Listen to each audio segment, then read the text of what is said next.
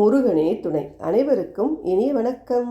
ஆன்மீகம் சார்ஸ் உங்களை அன்புடன் வரவேற்கிறது. பதிவு என்னவென்றால், வேலையும் வியாபாரத்திலும் நீங்கள் சிறந்து விளங்க தட்சிணாமூர்த்தியை வழிபாடு செய்யுங்கள்.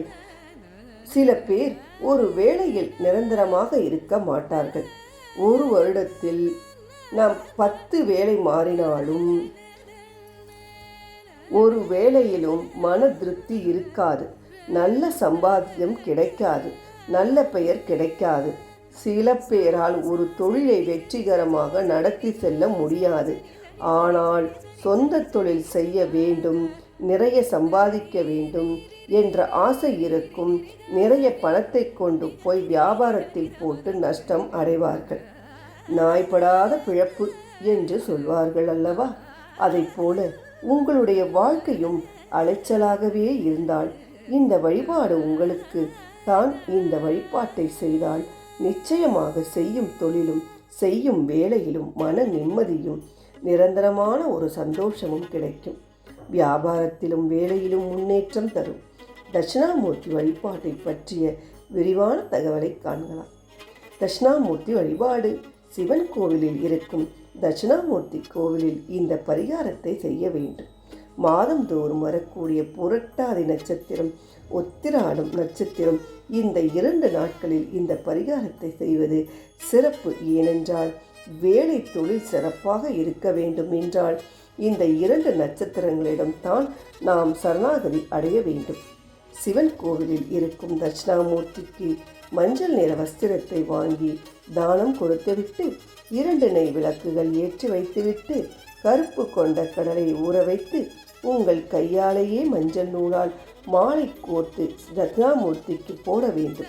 எத்தனை கொண்டக்கடலை, 24 கொண்டக்கடலை அல்லது 54 கொண்டக்கடலையில் மாலை போடுவது சிறப்பான பலனை கொடுக்கும். இந்த 2 நட்சத்திரத்தில் ஏதாவது ஒரு நட்சத்திரத்தை நீங்கள் தேர்ந்தெடுத்து கொள்ளுங்கள். இந்த நட்சத்திரத்தில் தொடர்ந்து 3 முறை இந்த பரிகாரத்தை தட்சிணாமூர்த்திக்கு செய்தாலே போதும்.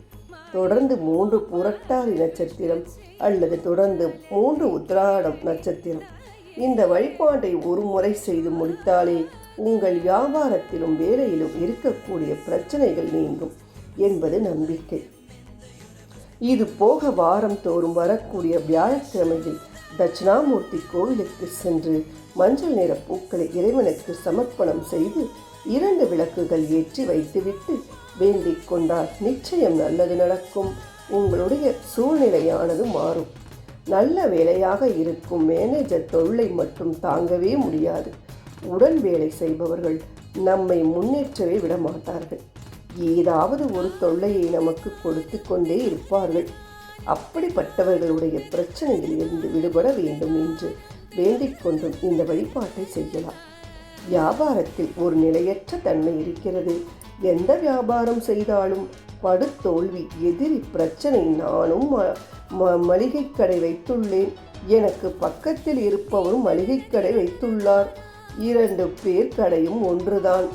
ஆனால் என்னுடைய கடையில் வியாபாரம் இல்லை. பக்கத்து கடைக்காரருக்கு மட்டும் ஜாம் ஜாம் என்று வியாபாரம் நடக்கிறது. இப்படிப்பட்ட பிரச்சனைகள் தீர வேண்டும் என்றாலும் மேலே சொன்ன பரிகாரத்தை செய்து பலன் அடையலாம். நிச்சயமாக ஏதாவது ஒரு வகையில் நல்லதே நடக்கும் உங்களுக்கு. நட்சத்திரத்தை மட்டும் தவறவிடாதீர்கள். குறிப்பிட்ட நட்சத்திரத்தில் மேல் சொன்ன வழிபாட்டை செய்யும் போது நிச்சயம் நல்லதே நடக்கும் என்ற இந்த தகவலுடன் இந்த பதிவினை நிறைவு செய்து கொள்வோம். நன்றி, வணக்கம்.